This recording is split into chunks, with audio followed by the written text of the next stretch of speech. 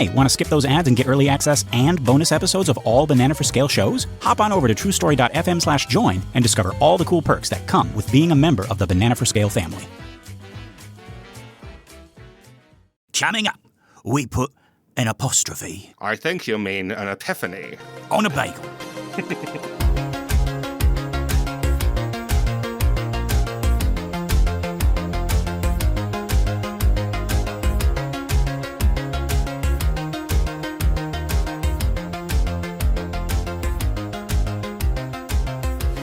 Are we getting crucified by Hook fans because they don't know the proper line reading here? No, I think that's good. Okay. He was like kind of hungover. He was like, well, I mean, he's Hook whenever Pan's not around. So he's just like, he's kind of lounging and he's depressed and he's about to unalive himself and Well. he's like, no, Smee, nobody loves me. And Hook, you got Smee right there. What are you doing? You're not paying attention. So what if he can't say Epiphany? Mm-hmm. All right. Yeah, we've been bringing up Hook a lot, and that is one of my least favorite films. Really? It is such a gross-looking, unfun time. It's such a disgusting little movie. Yes. Well, there you go, guys. That is your two hosts on opposite sides of the spectrum, and I believe Hook is quite divisive, even without us, Keenan. I think people either love it or they absolutely hate it. For me, it's not because of the Peter Pan lore and chaining all that. Whatever, I'm fine with that kind of thing. But I think this is before we were like upset about canon. Yeah, I don't care. We were about like, that. sure, Yeah. whatever. You know? Yeah, whatever. Yeah, what? Like, I was an unimaginative little child, and the '80s and '90s fantasy movies that all my friends loved, I just thought they were disgusting and gross. So we've talked about that a little bit on our other shows, but Labyrinth. Yep. With RFK Jr. Labyrinth, Willow, Legend, The Goonies, Hook, Temple of Doom, just some of my friends' favorite movies. The Never-Ending Story, like I was just like crossing my arms as a boring, unimaginative little child, just going, ick. So okay, let me see. Okay, I want to try to figure this out. Figure out Keenan. Do you like Ridley Scott's Alien? I love it, but I didn't see that when I was a kid. I saw that when I was a grown-up, you know? Okay, all right. Because I'm just like, what is the line? Is it because the alien is not singing a song? Maybe because we're not supposed to like the look how gross this fucking guy is. Really? What are you doing? So wonderful, right? Like the alien who's causing all the ick is clearly the bad guy. No. Okay, it's a Muppet. It's like, Ripley, what are you doing? The airlock's not that way. Right. Let me sing you a little song about it. Right. Right. Men are men and women are women. And now up in space we are swimming in both genders. Wow. We're flipping them around. Right off the top of his noggin, folks. Off the top of his phallic That's right. shaped. And then the xenomorph opens up his mouth and another xenomorph comes out of it, right? A little guy. And that's like the bass note. So it comes out. Yes, it has to be. Right. So he comes out. Because that's funny. Right. It's smaller, so Right. it does the bass. Right. Join us, Ripley. And you got those well, now we have to do the Epiphany apostrophe take for any of this to make sense. Okay. But then you got those like they have levels of Muppets. You have the large ones, right? And then you have like the Rizzo the Rat, Right. tiny ones that kind of like they don't have as much articulation. Right. And that's what the little Xenos are, and the face huggers, right? Yeah. And talking about hugs and and stuff like that. Yeah, but the big one is like a Sweetums, which is basically like a guy in a suit, which is what the real xenomorph is. He's a guy in a suit. So there are there's the guy in a suit, that's the Sweetums, that's the big bird, that's bird, the right. I guess even bigger than that would be Snuffleupagus, that's two guys in a suit. Right, yeah. Right. And then you got the Kermit level, which is like somebody's hand. Right, but then Ratso and Pepe are you can't even put a hand in there. Who the fuck is Ratso? What? Do you mean Rizzo? Ratso. I apologize. Who the fuck is Ratso? So I wasn't worried about pissing off the Hook fans. No. But those Muppet guys, yeah. Yeah.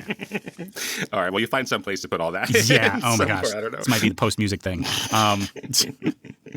Greetings, First Jumpers. I'm not Lester Ryan Clark. And I'm not Keenan Diaz. We're another version of them from another universe, and this is another episode of Every Minute of Everything Everywhere All at Once, a show where we attempt to explain, evaluate, enlighten, and elucidate the Academy Award-winning film Everything Everywhere All at Once. Okay, so our minute begins with Joy saying, "What are you doing?" And it ends with Evelyn saying, "Just like her." Yes, folks, we got an amazing epiphany right at the end of our minute. Couldn't have planned it better ourselves. Really makes it look like we know what we're doing. So thanks, movie. But let's get back to the top of this minute. You'll remember Alpha Gong Gong was being a real killjoy. That's very good. And it looks like Evelyn might be carrying out Alpha Gong Gong's orders to kill our Joy so that Jobu will have one less universe to access. Evelyn has a box cutter and is inching closer and closer to Joy, who is still strapped to that chair. Our minute opens with Joy looking up at her mom and saying, "What are you doing?" Cut back to Evelyn as the tension builds. And then wide shot as she reaches down and cuts through the tape with the box cutter. Perfect comedy beat. But also this like relief and this kind of like warm, fuzzy feeling knowing that our hero has passed the test. She is good. Love wins. It's all there. The Daniels are throwing everything at us all at once. And perfect punchline. Wayman looks up. He was absent for all of this, and he says, "Hey, I almost had it." Yeah, again, there are a lot of little tiny dialogue changes in the script, but they do add up to big differences of how this is going to feel here. So, yes, Wayman, I almost had it, which is lovely. In the script, that is preceded with the line, Wayman, "Hey, you take the fun out of everything. I almost had it." Yeah, I'm glad they took that away. That's not a very nice thing to say, Wayman. No. That's kind of like first draft Wayman. That's, that's Flanderized Wayman. Yeah, gentle language, please. Yeah, really. What a mean thing to say. I think even in the middle of all of this of like, hey, my father's trying to get me to kill my daughter so that the evil overlord doesn't destroy our universe, I would like hands on my hips, turn to my husband and be like, what is that supposed to mean? It's like, hey, you take the fun out of everything. Like, whoa. Right. Even Gong Gong is about, whoa. Whoa, hey. Someone's got to be the serious one sometimes. Jeez. Right? Jeez, yeah. So yeah, tiny little ones. That's why I like... with my students, for instance, we'll play that. We'll see like what the bad version of this, the thought experiment of like how we figure out why this works so well, this joke of I almost had it, by seeing what the bad version would be. So the bad version, the first draft version would be you take the fun out of everything. Yeah. And now we see like, okay, Wayman is able to say I almost had it, but not in a way that is like, I am going to sign those divorce papers after all. Right. Yeah. Right. It just 7 little words, but like just one little kind of like, it's such a small change, but it isn't also because it changes his whole character. Right. Yeah. This is like they were playing Monopoly or something, or they were it was like a family game, and he was just about to win, and then she's like. She cuts the tape or whatever. Right. And she won. She like Gordian knots it, right? She cuts it through. And he is there on the knot trying to still get there. He's like, no, I was almost done with it. Like I didn't need you to do this. It's gonna be so much fun. Yeah. But as we're looking at Evelyn's face, she is sort of in shock at everything that just happened and the weight of the decision she just made. And we just hear Wayman saying, "Oh, come on." So I like that too. Even as the kind of like the punchline is delivered, we get this kind of like joke tension cool down with we're looking at her face and we're realizing like it's like, oh, that was really, really serious, like what just happened and what she just did, but then also just like in the background you just, oh, come on, right? Yeah. So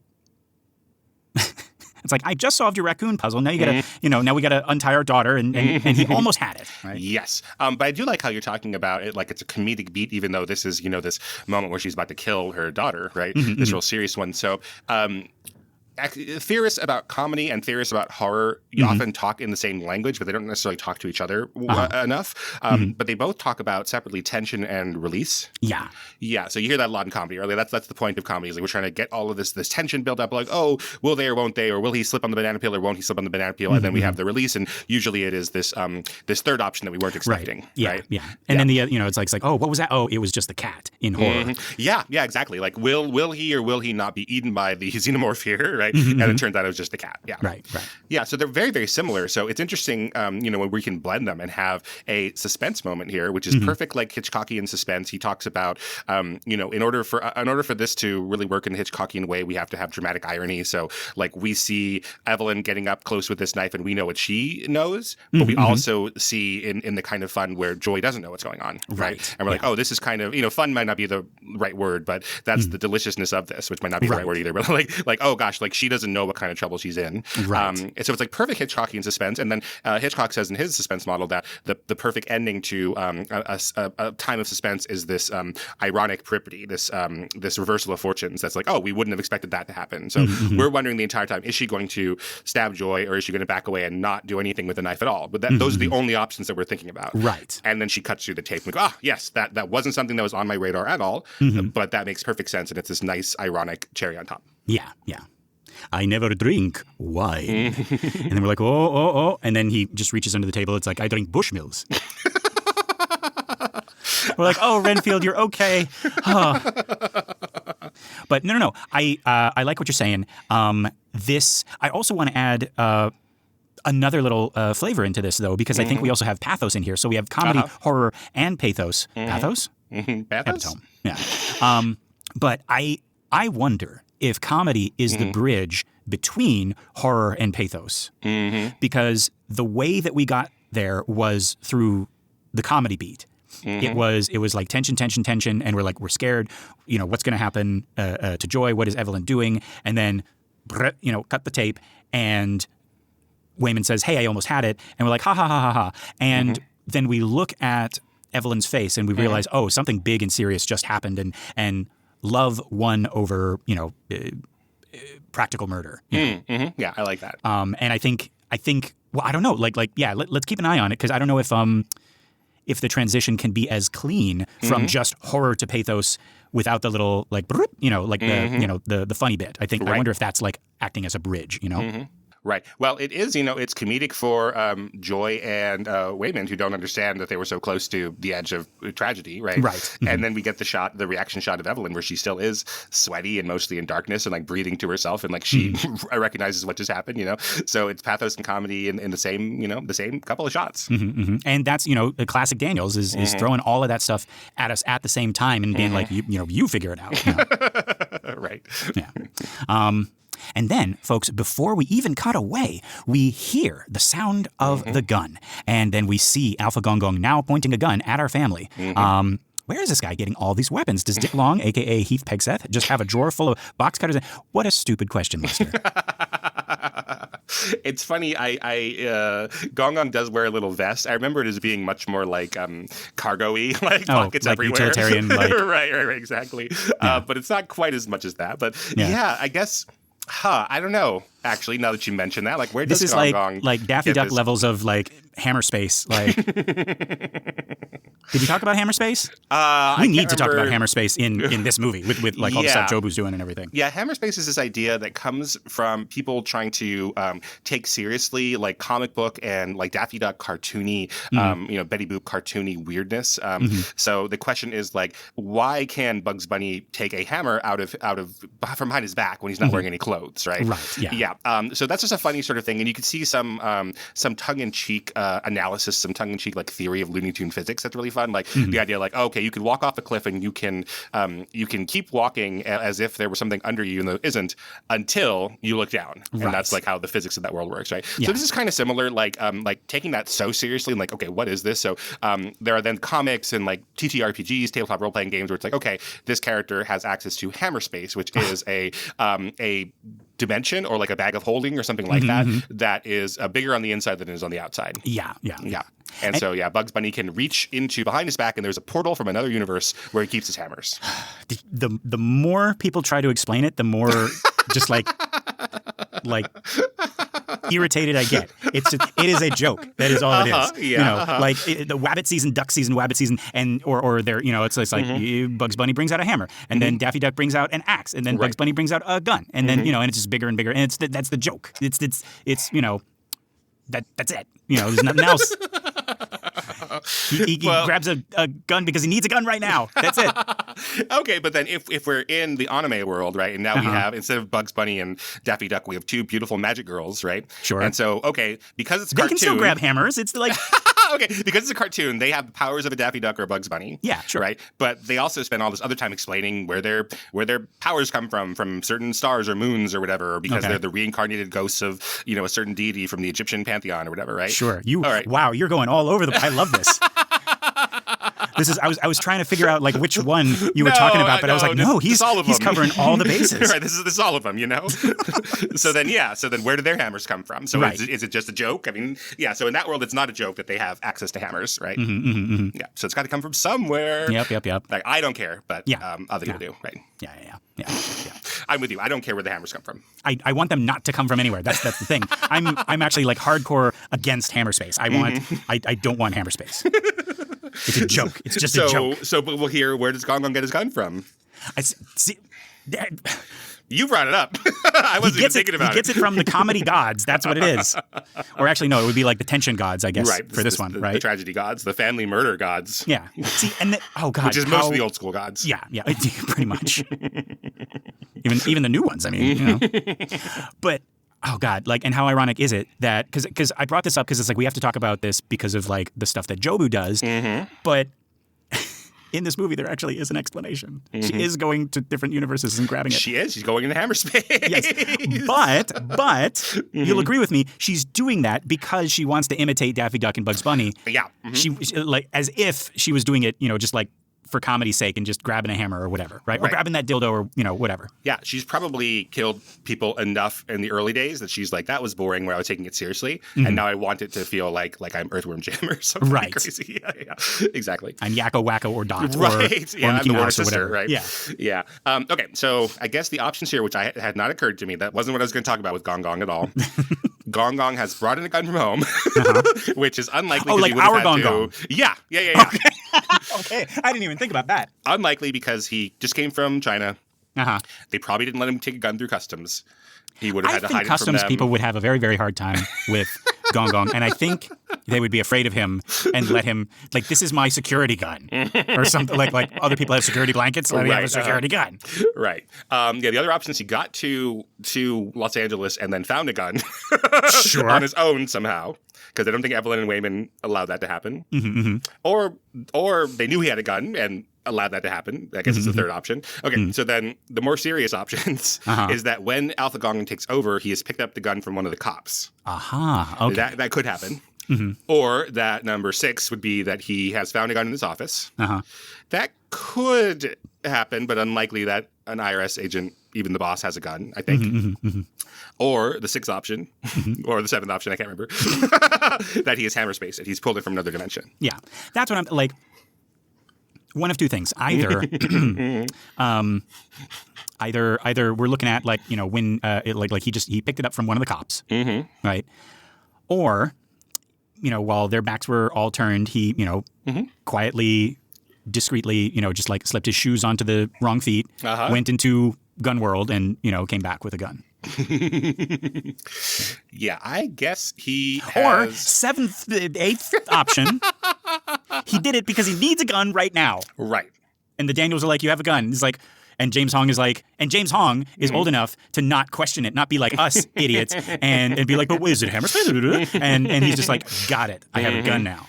And that's it. I am going to guess of our 8 or 9 choices that we posited here, that the one I like the best is that he has, once he built this the super chair, that he also picked up a gun from one of the dead cops because it is police issue looking. It looks more like a Glock than something. If he was pulling it from another universe, why not get a, I don't know, bigger gun, a bazooka or something? Yeah.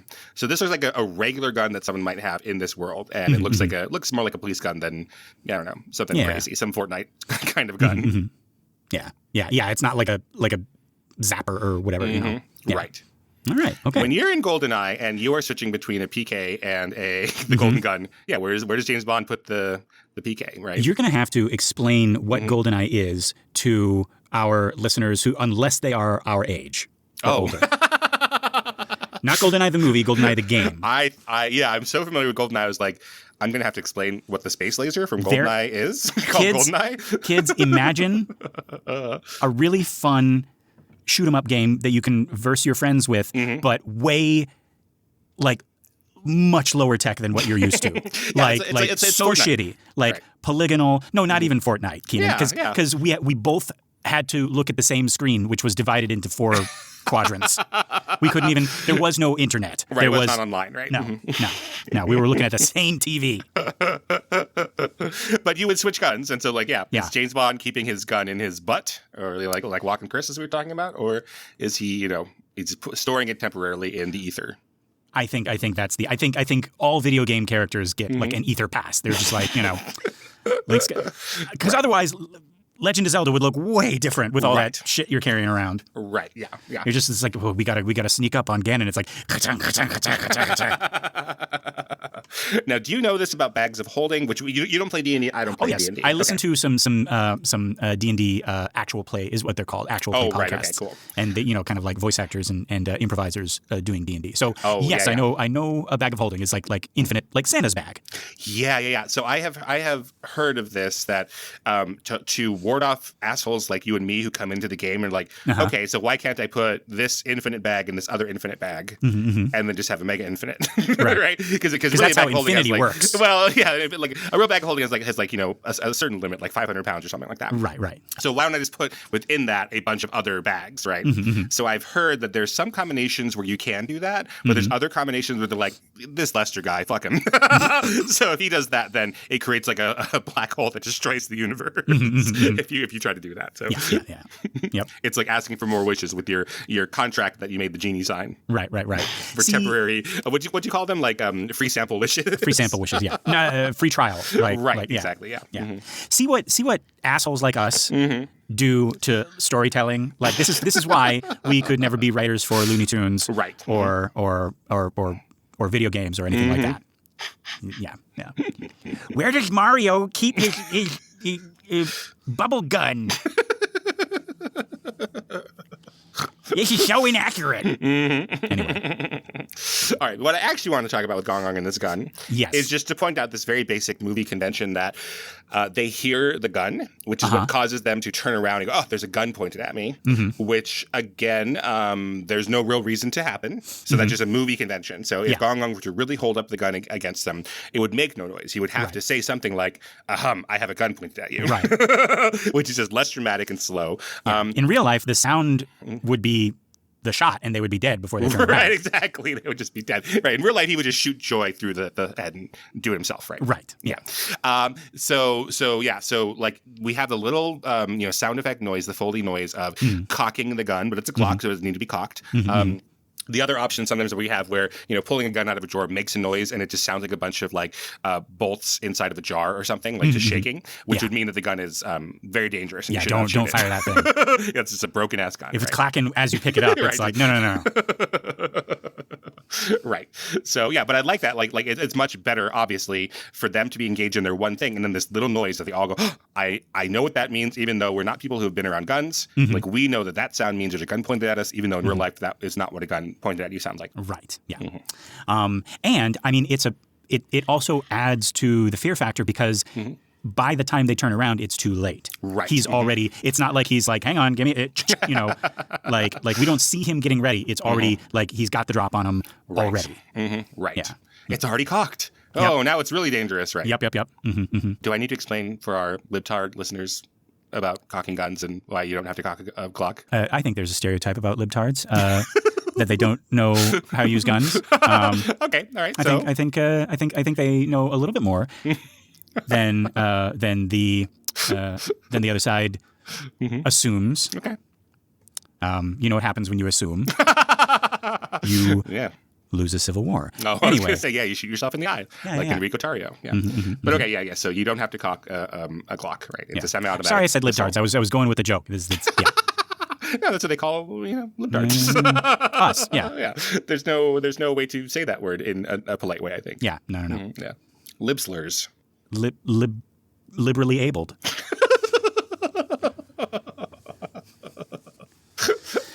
But yeah, Alpha Gong Gong says you are already under her spell. Just gonna point out little American flag in this shot. Oh, okay. Could have left it out. Could have removed it in post. Okay. A lot of opportunities to take it out. A lot of opportunities not to have it there in the first place. Probably easier to set up a shot of just the gun or just the flag. Keenan, I think you said this on the Exorcist Minute about how if something made it in the final cut, it's not a mistake. It's supposed to be there, right? There's multiple opportunities for them to, catch mistakes. There's, setting up the shot and just looking through the camera and being like, oh shit, we can't have the flag in the same shot as this gun.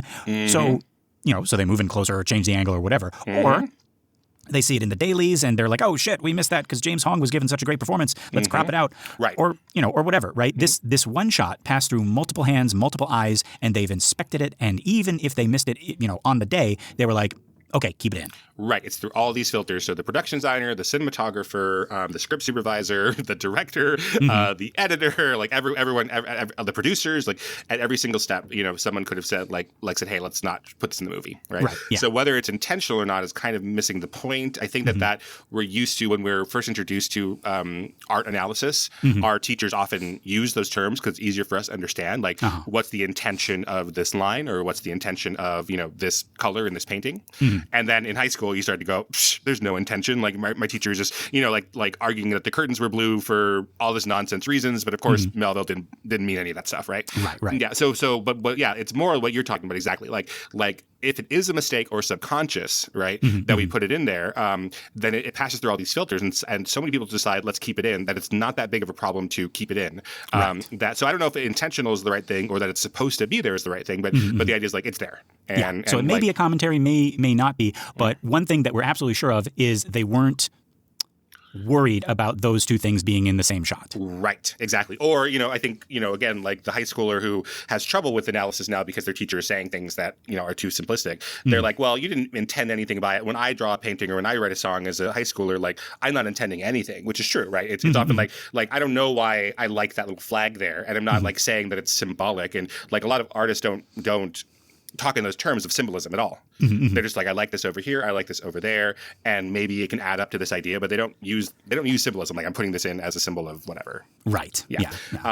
Have you ever And it could be simply, I mean, it could after all of that, it could be simply inviting us to, question over it. Yes. If we notice it at all, which, I don't think most people would because it goes by really fast, but we're doing this thing. Right. But maybe they would if they're living in a world, past 2022, like if these symbols, they become important to them, that maybe Jason Kizvardy and Semple and the Daniels are not paying attention to on the day, but like now we're in a different world where, that means a big thing. Like, imagine, I'm not one of those people who think there's going to be a second Civil War, Lester.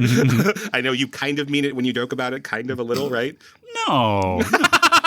But so imagine that there was a second Civil War, and now and the American flag no longer was the American flag. You know what I mean? And it was some other one. So it was like the Federation flag and the I don't know, J6 flag or something. I don't know, whatever it is, right? Like all of a sudden we'd be in this world like, whoa! Every time we see the American flag, it means something, right? Right. That's like totally removed from anything that they were doing in 2022, right? Or like if you see I mean there are movies set in New York in the 80s where we're like, the Twin Towers, like, yeah. And that, and like, let's say that movie just happens to be one of those, cool James Bond movies where he pulls guns out of his butt and it's like, oh, there's a terrorist on the loose, and then cut to the Twin Towers and we're like, oh, what the hell, Yeah, we watch at UNLV Film in my colleague Dr. Heather Addison's class, Born in Flames, which is a Lizzie Borden. That's the director's name. It's not her real name. I thought you were going to give me an explanation of who Lizzie Borden was, and you did. It's not her birth name. Okay. Let me look. Her name is Linda Borden. So that joke didn't even. Oh, wow. Right. Okay. But I mean, she's taking that name on purpose to be, okay. Anyways, but it's this movie called Born in Flames, and it is some future world. It's like 10 years in the future. This is from 1983. And so it's this like slightly future world. It's a little dystopian. And there's like this, the evil government has set up a transmitter dish on top of the World Trade Center that's like controlling the whole New World Order or whatever. So the heroes of the movie, their plan is to go and blow up the top of the World Trade Center. Oh my God. To kill this thing. And so like we watched that, and it's very interesting, very, very fun movie. And then we're talking to the kids, and I start this discussion with the students. And I'm like, so one thing you have to understand that they won't, your teachers won't tell you is that a lot of people, when the World Trade Centers were around, thought they were ugly-ass buildings. They thought they were really disgusting looking, and that they stood for, you know, a lot of things that are wrong with America. Capitalism. So, like, yeah. So they thought, like aesthetically, they were, like, a lot of architects did not like the World Trade Center, because they were just ugly, square, up and down buildings, you know? And some people were like, this is ruining the New York skyline, you know? And so the students were like, whoa, I've never heard of this at all. I've only heard, like, these are our favorite buildings in the world. And they went and blew them up, and, like, we're a worse country because the buildings are gone, you know? Yeah. Now I'm remembering, I think we did talk about that on this show. We also talked about, like, I remember that people were saying the same thing about the Eiffel Tower when it when it was erected. It was like, this fucking giant keychain thing here. Like, people are just like, where it's like it's gonna be in every gift shop. This is the ugliest fucking thing. Ugliest thing, right? And now it's the visual for Paris. Right. It's like you just put that in the background, and two people in striped shirts, little mustaches, drinking wine in the foreground. And there you go. Now you know where we are. Yeah, it was. Let me see here. Yeah, Guy de Maupassant, the writer, he said, I don't know if he actually did, but he said that he ate lunch at the Eiffel Tower every day because it's the only place in Paris where he wouldn't have to see it. That is so funny, and that is also so French. Right. So I do not have to see it. Do not have to see it. Pooey. Rakakuni, what are you doing here? But yeah, and I know we're talking a long time about this, but because we were talking about these flags in the previous minute too. But have you ever seen the movie about The Shining, the documentary? What's the room? Room 237? Yeah. Yeah, 230. It's 217 in the book. I just know it's not that. Yeah. Right, yeah, 237. Yeah. So it's 9 essays by people about what they think The Shining means, and most of them are built upon the idea like there is no mistake in the design of the film. Because of the thing we're talking about, but also because Kubrick is like the master filmmaker. Right. So I was going to bring this documentary up just because I was like, oh, we're doing kind of like a shitty version of that right now. The one I remember the most, I think it's the first one, which is when Wendy is locked in the freezer, right? There, and we have the sort of close up of her. There's a shot of like Calumet baking powder next to her. Yeah, and so the person's like, okay, so this is the key to this, that the movie is about Native American genocide. Right. Yeah. And like when you watch the movie, it gets a laugh. But then the filmmakers like continue on with the essay of this person, and like it's like, okay, that's not a badly constructed argument for it. Like like all of the design of the rest of the right. There's all this kind of Native American kind of like art everywhere, and right. Yeah. So you kind of can laugh at them, but then you could also be like, oh, some of these are not bad at all. Yeah. The crazy one for me was when he's in Mr. Ullman's office, I think, and it's like this Mr. Ullman stands up and he walks over to like a side of his desk, and like right where his crotch is like this thing that's jutting out, and it's pointed right at Jack Nicholson's face. And it's like you see the obvious homoerotic. He's like Jack is giving him a blowjob. But I do like there was one that was like, oh, Jack is like a minotaur in a maze, and I'm like, wow, yeah, right. Yeah, I like that. It's funny. I bet there are some people who like the homosexual subtext ones. Sure, there are certainly people who like the one that I think is literally insane, and maybe I shouldn't judge, but okay? I think I know which is what. What's the literally insane one? The moon landing thing? Yeah. But everything is like some confession that Kubrick wants you to catch him. Like he cannot avoid. He can't live any longer with the secret that he faked the moon landing. Right. And he was the filmmaker who shot the moon landing, and that's why there's a spaceship on little Danny's shirt. Right? And oh Jesus. Let me see here. Room 237. So it's 237 in the movie and 217 in the book, of course, because 237 is the 237,000 miles from the Earth to the moon. Wow. Which I don't think is right. Is that even accurate? Is that even nope. Okay, so love it. I thought you were going to say it's like 385,000 kilometers, 239,000 miles. So no, it's 239, not 237. See, there you go. Right. See, like I thought you were going to give me like, see, this is like biblical pseudo like interpretation, like sure, on our other show where it's like 7 heads and 10 horns and you, like. Obama has 7 fillings. And then you find out he has like a filling or two fillings, and you're like, that doesn't even. But then you tell that to the guy, and they're like, but you know, wouldn't it be cool if? That's every like YouTube like devil research thing I have to look through before I find like the real like cool smart stuff is wouldn't it be cool if? Right. Anyway, where the hell were we? We are looking at your little flag. So I was trying to defend you caring about the little flag. Yeah. Which I do defend for sure. Yeah. Got to defend the flag.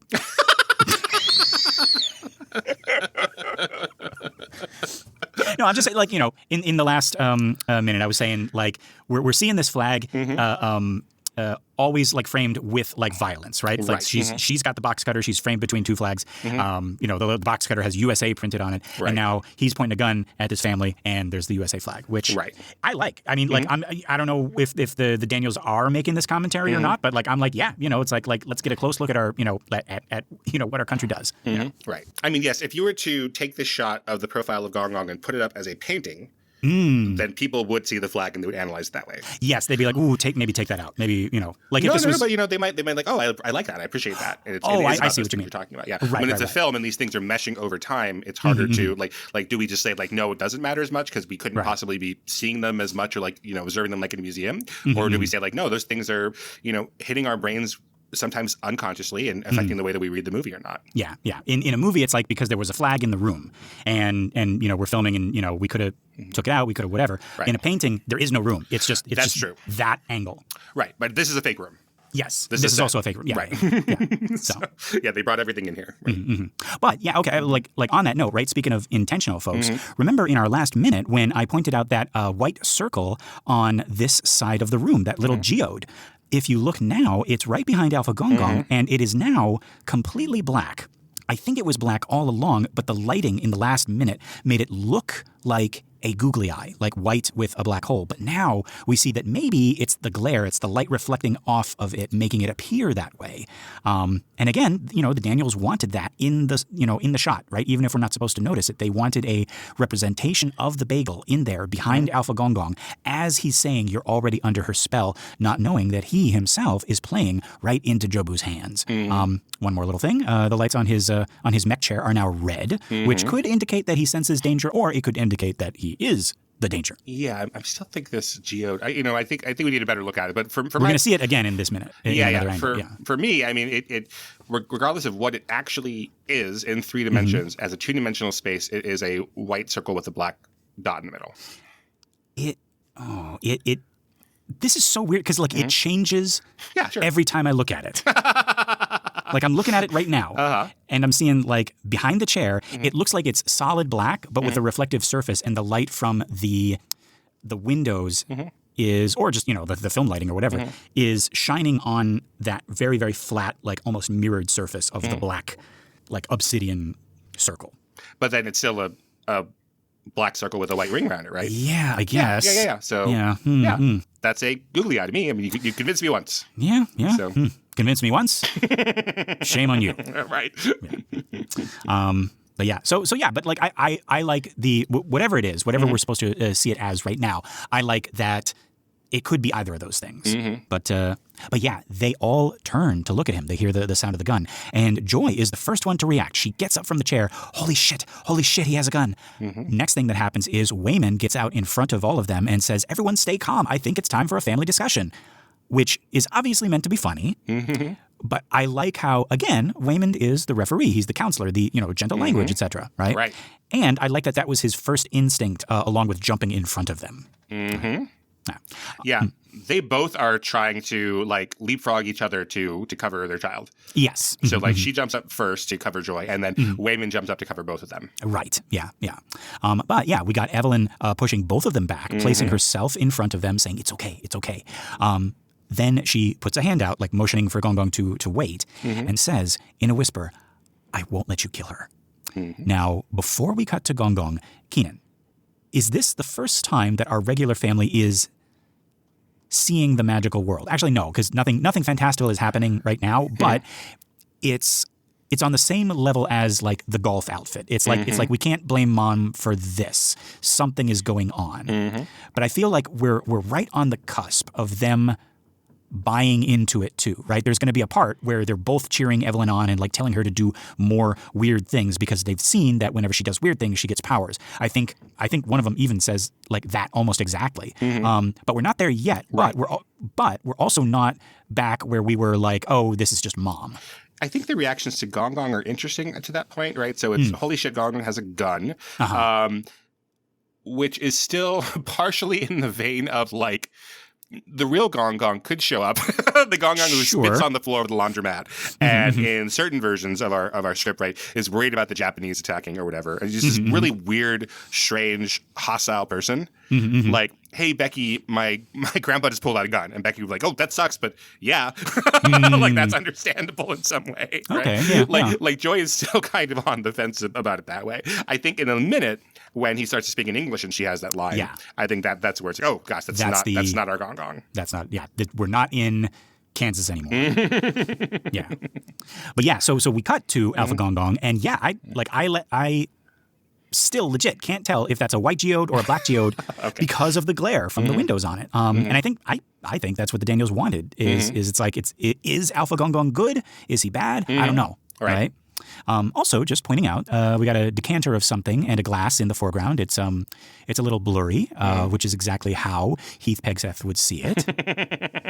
But yeah, we get a great, seemingly sympathetic villain monologue here from James Hong. He says, "Don't you see what is happening to your mind? In my universe, you pushed your own daughter too hard until you broke her." I like how he says broke her. It's like trails off. It's like his voice is breaking. And just like that geode, you can't tell if he's sincere and like getting caught up in the emotion or he's being manipulative. I read him as pretty sincere. I think that's interesting. In the past 2 minutes, I've read it that way. I think it's interesting that you're able to read him a different way. Yeah, I'm starting to lean more towards like this is his actual heart we're seeing. Also, what a weird but like totally in character thing for Gong Gong, right? The man who broke his daughter to say to Evelyn, right? And again, like I can't. It's hard to tell if this is like typical Gong Gong being manipulative or hypocritical, or if this is like a Jacob Marley situation where he's like, don't make the same mistake other versions of me have made, right? Because that's why Marley is so effective, because he was just like Scrooge in life, and so him coming back and being like, no, I was wrong, you got to change, versus some random goody two shoes that Scrooge kind of knew. It's like you should be a good person like I was. And then Scrooge is like, but you're a little urchin boy and you're dead. And the ghost is like, yeah. Right. It's not Tiny Tim coming and talking to him, right? Right. I think it's the Gong Gong speech is really interesting to me. In the script, again, really tiny changes. So Evelyn says in the movie, I won't let you kill her. In the script, she says, I can't let you kill her. These are tiny changes, but that really matters, I think, right? Yeah. Yeah, we often have in a movie where a character will say both versions of them, and the second one is more, how they actually feel, right? So I can't let you kill her. I won't let you kill her, right? Right. So right. So here we have the change there. But the biggest change is in the scene description in this minute. So before Alpha Gong Gong starts to have his monologue, it says, Evelyn begins to breathe heavily. Her head is reeling as she experiences leaks from the other universes. Oh. And that is a good idea on paper. But now in the cut, it's like, we don't need that, right? We don't need like little flashes or a little like filter that makes it look like she's dizzy or a shot of her like, my brain hurts from something else. Like my spidey sense or whatever. Right. Yeah. She can really just listen to this monologue from Alpha Gong Gong and try to piece out whether it's real or not. Right. Yeah. And yeah, Gong Gong laughs, and you can't tell if it's a villain laugh or sort of like a sad laugh, like oh, this just keeps happening, right? Right. And he says, "You." And we cut to our family, and we got all three of them lined up, right? But Evelyn and Joy are in the forefront. I like that, right? Because this is about them. And at this point, Evelyn has leapfrogged over Waymond again to be in the forefront, like hey, shoot me first. So that's what we have in the shot as well. Yes, yeah. And Evelyn turns and sort of looks back, placing her face in shadow. I like that. As we hear Alpha Gong Gong say, "You created Jobu Tupaki," which is shot like a big reveal, but we also kind of already had this part of the story, right? With like Alpha Waymond had told us like in the flashback, right? Uh-huh. But remember, folks, like Evelyn didn't see the flashback. She only heard Alpha Waymond retell it. And I don't think he mentioned that Jobu was Joy back then. So actually it's like a 3-step realization, right? The flashback told her that she pushed someone too far until they became Jobu. Then she meets Jobu in the hallway and realizes it's Joy. And now Alpha Gong Gong is bringing it all together, right? Perfect person to do it. Saying, you failed your daughter and created a monster. And then, we get the family chiming in, right? Sort of breaking up this like hero-villain dialogue, right? Because they still got no idea what's going on. Joy says, when did he get so good at English, right? Which is funny on its own, right? People laughed in the theater, but it's also that moment in those old 80s horror movies where, the one who doesn't believe is confronted with something they can't explain away, right? And again, it's like we're on the cusp of believing, right? Like there's no such things as werewolves. And then, cut to, when did Grandpa grow a beard, right? Or your teacher's not an alien. And then, well, this is the weirdest PTA meeting I've ever been to, right? Or for the last time, Count Orlok is a fictional character. He can't cross over into the real world. Oh, wait, who's at the door? Stephen Miller? Homeland Security Advisor Stephen Miller, what are you doing here at this time of night? That's right. Yeah, that's so funny. Yeah, one of the ones I like a lot is in Psycho, where what are their names? Lila and Sam go to see the sheriff Chambers, and they kind of tell him the whole backstory about Mother Bates was a bad person essentially, and ruined Norman. And then they're like, but I saw Mother Bates, right? I saw her up at the window. And then the sheriff is like, well, then if that's Mrs. Bates up in the window, right? Then who's that buried out in Green Lawn Cemetery, right? And we go, and we're like, oh, geez, we needed, for whatever reason, we needed the sheriff who's been like outside of this. To be like, yeah, explain that. And then, we get the reaction shot of Lila and Sam. It's like, oh, yeah, I guess I can't explain that. Like, just someone on the outside needs to just like say what's happening that's so weird about it. Right. And yeah, we also got Waymond speaking up. He says, please don't shoot in the subtitles. That's what it says. But you can hear him use Evelyn's word for gong gong, aba, in the beginning.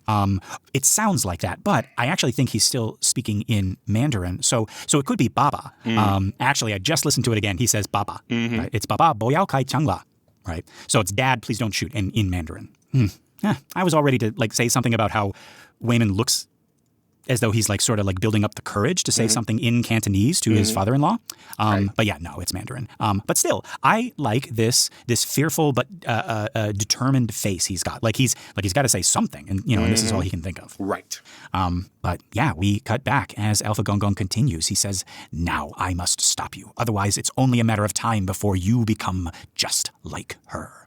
And I think, Keenan, you're right. It sounds here like he is trying to convince himself. This isn't a manipulation thing. This is, it still sounds disingenuous, but now it's like he's trying to get himself to shoot.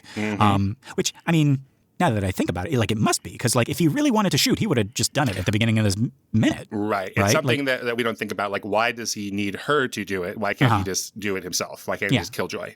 Killjoy. He's a killjoy. But yeah, so the only reason he hasn't shot yet has to be because it's hard for him to do it. Yeah. But yeah, folks, our minute ends as Evelyn has the epiphany of the movie. This is the thing that is going to inform all of her choices from this point on. This is the moment that she fully steps into the hero role. She has she still has lots to learn and she's going to stumble, but we have crossed a bridge here in understanding who Jobu is and who she is in relation to Jobu. Remember, before it's like, oh, this horrible monster is in my Joy, and it's why Joy doesn't call and gets tattoos and thinks she's gay, and I need to defeat it. I need to kill it. But now her father is about to do just that. And he threatens that if he doesn't, Evelyn's going to end up just like her. And I love it. Our minute ends with Evelyn slowly turning. The mood has changed. Even the music has changed. It's this like fluttering, hopeful butterflies in our stomach, this rush as she repeats those words. She says, just like her. Right. I think modern screenplay theorists would call this the midpoint. Okay. And I wasn't really exposed to that very much as an undergrad. And when I was teaching myself how to write screenplays for whatever reason, I read a lot of Joseph Campbell and Chris Vogler, who translated Joseph Campbell. So the Campbell version is like there's like a second threshold, and like the supreme ordeal, I think, is where he normally puts this. Like you've almost been killed or crushed or whatever. So I wasn't really familiar with that term until I got to UCLA and learned the midterm there, and that became a really heavy point there. Of everybody we read at UCLA, and all the screeners who came and talked to us, and all of our teachers talked about that. And the UCLA definition for the midpoint is this point at about an hour in, where the hero takes their own destiny into their hands. Yes. So I think that's really helpful to me here. So at this point, she is like, okay, I've been listening to the mentor, Alpha Wayman, and like following him. And now she has an idea that transcends him, that transcends Alpha Wayman. Go ahead. Like she can do this herself now. Or she has an idea that's not even like Obi-Wan wanted Luke to do this thing, but now Luke's like, it's like, I'm a real fucking Jedi now, and my idea is even better than yours or something. Yeah, exactly. I don't know if there is one in Star Wars, because I think Campbell doesn't I really. actually just made that. yeah, because I think that Campbell is more, because George Lucas really studied Campbell, and that's more like the midpoint-ish part is that Luke gets almost killed in the trash compactor and then comes out just in time to see Obi-Wan getting killed, right? Right. Yeah. And that's kind of Campbellian. Like, okay, now what are you going to do, right? But yeah, the modern like screenplay term for I would say it would be when he realizes this, the big bad that he has to kill is his father. But that doesn't happen in the second movie. I know, but if we're counting like the trilogy as like one story, which I would not do. yeah, all right. But no, but they're right, exactly. Like Luke doesn't do that thing that we're looking for until the end of the second movie. You're saying, right, exactly, yeah. So I think Lucas doesn't quite do that, but like most modern screenplay people, at UCLA where I went to school, they're great because they're like, these are all little tools, and maybe you're looking at your movie and you don't need it. Like if you read Star Wars, you'd be an asshole to be like, this needs a midpoint here, right, because it's perfect, right? There's nothing wrong with Star Wars. There's only wrong with Star Wars fans. No, I'm joking. Wow. No, wow. I'm joking. No, there's nothing wrong with Star Wars. So me to go like, oh, this doesn't match like the paradigm, right? To put in a midpoint would be ridiculous, right? So at UCLA, where I say they were great, like, hey, if things are working, everything's wonderful. If they're not working, think about, does your movie need a midpoint thing? Like, do you need your hero to step forward and be like, wait a minute, I have this. I'm going to do this from now on, right? Right. And I think that in a lot of screenplays, this one my favorite one. Go ahead. My favorite one is when Jack is looking at Danny and Wendy out there playing in the snow, and the camera's panning in and getting closer and closer to his face, and you can almost hear it. You can hear in Jack Nicholson's voice. Well, Kubrick didn't fake the moon landing, but I sure can. No.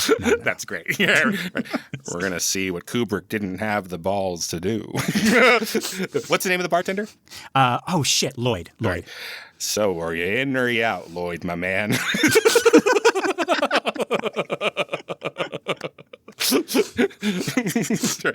Well, Mr. Torrance, I guess I'm in. We get a montage of them doing the heist where they just steal, steal Apollo 11 for some reason. Yeah.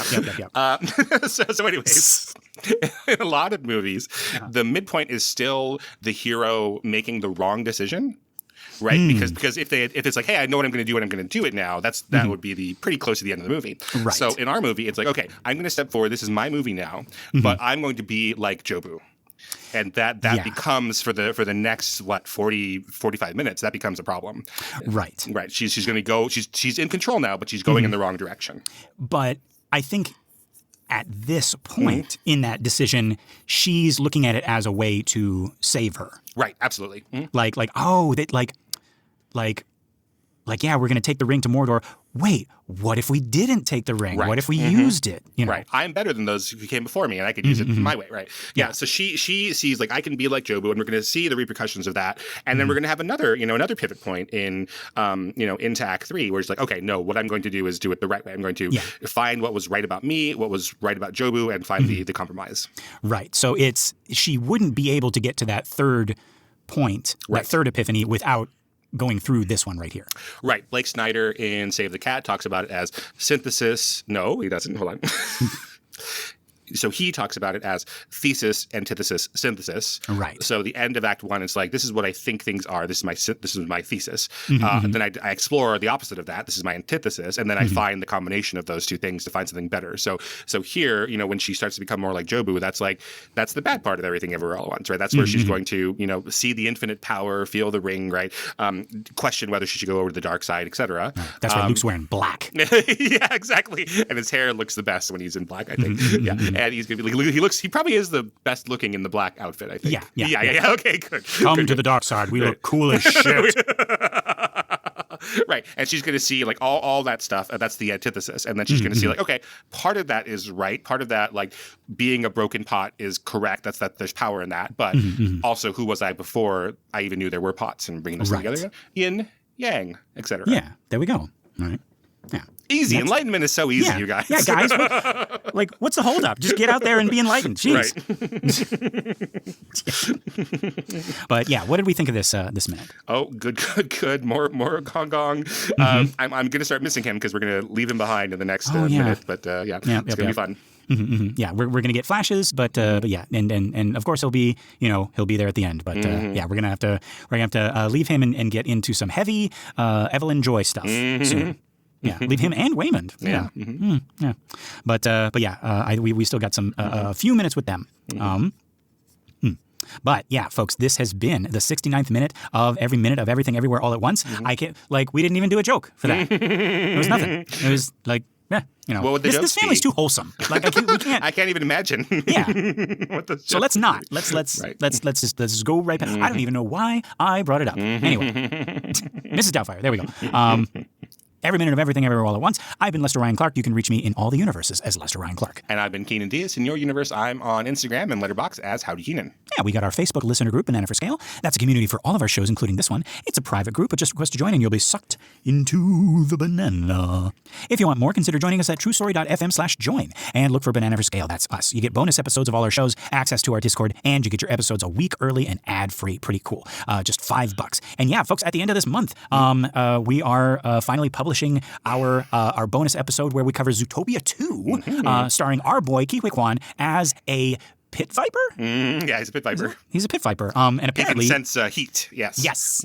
Which is thematic. Yes. Oh, there we see. I didn't even mean to do that. But yeah, I also saw on the news that movie is now very, very popular in China. Right. And people are buying up. They're adopting pit vipers because our boy is just so charming in that role. Yeah. Yeah, we read that after we did our recording of it. But yeah, he is so incredibly charming. And they're like, I want a snake just like Ke Huy Quan in the movie, essentially. So bring him home. Yep. Yeah. Yeah, keep an eye out for that. That'll be up on Wednesday along with this episode as an early release if you're a member. So actually, yeah, if you're a member, you already know about this because it's in your feed right now. Oh, yeah, great. Yeah. Yeah. How'd we do? Let us know. At bananaforscalemail@gmail.com. Yeah. But yeah, if you're not sure about being a member yet, one thing you can do that's absolutely free, but would really mean all the universes to us would be to give us a 5-star rating on iTunes or Spotify or wherever you listen to our show. That and sharing the show by word of mouth or on social media is going to help our little podcast grow and find more cool people like you. All right, time to jump. I am taking that gun out of Gong Gong's hand. That is dangerous. And I am replacing it with a green lightsaber. No, that doesn't actually help at all. No, I'm replacing it with that little flag on the desk. Oh yeah, and he's waving. He's very patriotic. Is Gong Gong. Right. There we go.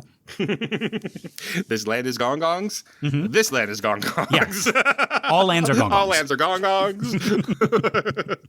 Yes. Well, I feel so bad for Waymond that I'm going to make him a new tape circle for him to try to find the source of. Aww. So yes, I will wrap it around myself because I have no bearing on the plot. And so he can just come back whenever he needs to try to remove the rest of this. Oh, there you go. Right. A busy Waymond is a happy Waymond. Yeah, take a little break, Waymond, sit down a little bit. Think about this. Look up online tips and tricks of how to undo a tape circle. Yeah.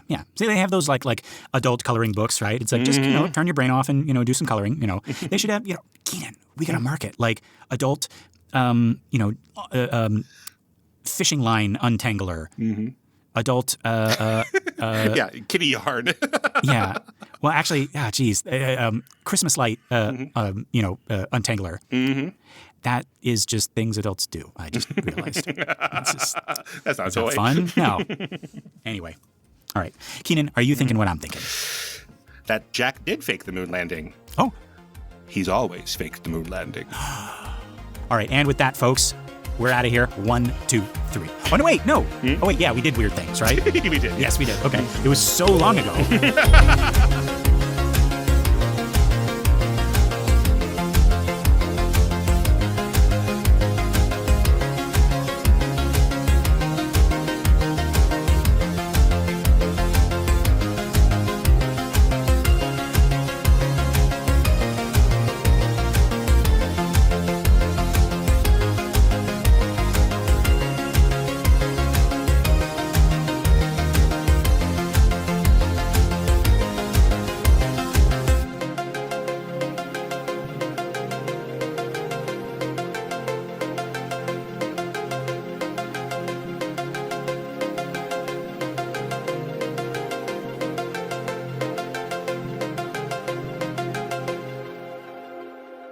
Here's Buzz Aldrin. Just think of any astronaut. That's funny. What I was thinking was Jack as Jack Torrance as the guy from the Honeymooners, and they got really right. One of these days, Alice. Bam. If you told me that was a quote by Jack Nicholson, I would have believed you. To the One moon. of these days, Wendy. One of these days.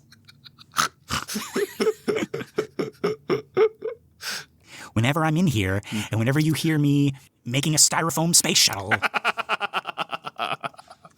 and then he grabs the two like pieces of it and he just clacks them together. Right. It means don't come in here. That means I'm working.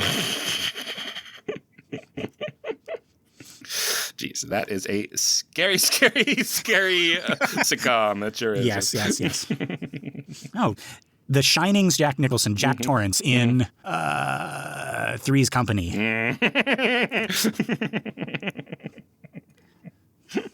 Yeah, Jack Tripper. Yep. Oh, there you go. Right. But he trips his roommates down the stairs. Yeah, it's Jack, Tripper. All right. Well, gosh, Mr. Roper, I don't know where the rent check is. Why don't you come inside?